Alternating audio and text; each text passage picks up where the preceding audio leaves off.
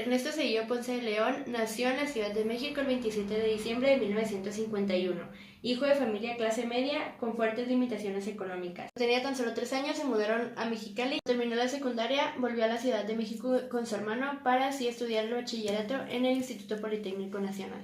Estados Unidos para estudiar las universidades en Bradford y en Yale, donde en Yale obtuvo su doctorado con una tesis sobre la deuda externa mexicana. De 1971 al Partido Revolucionario Institucional, PRI. En 1987 fue designado subsecretario de Control Presupuestario y defendió la aplicación de un riguroso plan para combatir la inflación. Abandonó el cargo en 1994 para dirigir la campaña del candidato presidencial del partido PRI, Luis Donaldo Colosio, que fue asesinado en un atentado el 23 de marzo de 1994. Zedillo fue elegido como nuevo candidato presidencial por el Comité Ejecutivo Nacional del PRI y resultó vencedor por un amplio margen en la convocatoria electoral de agosto de 1994. Poco después de tomar posesión, el 1 de diciembre de 1994, el presidente Zedillo tuvo que enfrentarse con graves problemas. En ese mismo mes tuvo lugar una drástica depreciación del peso que, según los analistas, era consecuencia de un error del gobierno.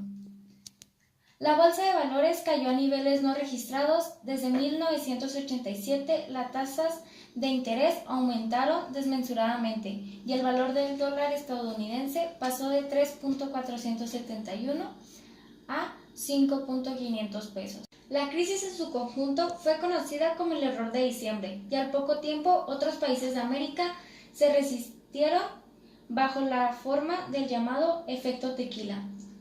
Según los especialistas, la crisis se debió a la falta de ahorro interno, factores que, combinados con la devaluación, tuvieron un impacto muy negativo en la economía. De las opciones posibles para solucionar el problema, el gobierno se inclinó por la aplicación de un plan de austeridad y una devaluación moderada para reducir las importaciones y favorecer las exportaciones. Estados Unidos otorgó a México un préstamo, pues temía que los problemas repercutieran en su economía. El narcotráfico y los inmigrantes indocumentados fueron temas que también atravesaron las relaciones mexicano-estadounidenses durante el gobierno de Zedillo. En 1998, el número de mexicanos muertos al intentar cruzar la frontera se había cuadruplicado en relación al año anterior. Mientras México atravesaba una de sus mayores crisis económicas, el problema de Chiapas continuaba vivo. En febrero de 1995, Zedillo inició una ofensiva militar contra el EZLN, pero debido a las protestas de organizaciones internacionales, se vio obligado a detenerla. El gobierno dio a conocer la supuesta identidad del subcomandante Marcos, cuyo verdadero nombre sería Rafael Sebastián Guillén Vicente, y se iniciaron nuevas conversaciones de paz. A comienzos de 1996 se firmaron los acuerdos de San Andrés Larraizar sobre derecho y cultura indígena, pero estos no fueron respetados por el gobierno y Chiapas continuó viviendo bajo una constante presencia militar. Además, en diversas zonas proliferaron los grupos paramilitares y en diciembre de 1997 uno de ellos llevó a cabo una matanza en Acteal, en la que fueron asesinados cerca de 50 niños, ancianos y mujeres embarazadas del grupo indígena Tzotsil. La masacre volvió a poner a Chiapas en las primeras páginas de la prensa del mundo entero. El gobierno se enfrentó con una de las crisis económicas más graves de la historia de México. Zedillo respondió, en buena medida, a las exigencias democráticas de la sociedad civil.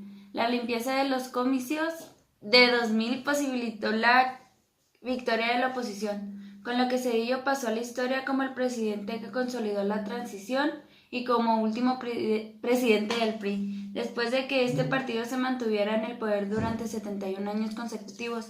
La cita electoral del 1 y 2 de julio llevó al triunfo al conservador Partido de Acción Nacional y a su candidato Vicente Fox, que derrotó al candidato del PRI. El gobierno de Zedillo ideó el Fondo Bancario de Protección al Ahorro para apoyar a la banca nacional contra los deudores.